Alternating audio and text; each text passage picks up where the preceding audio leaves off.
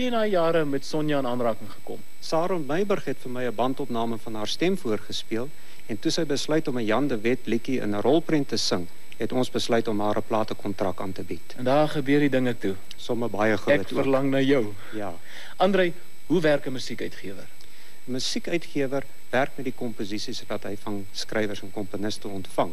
Hy probeer in die eerste plek om 'n plaatopname te verkry van 'n goeie liedjie en natuurlik ook ander gebruike, soos byvoorbeeld 'n kunstenaar wat dit op die verhoog sal kan gebruik en kan sing.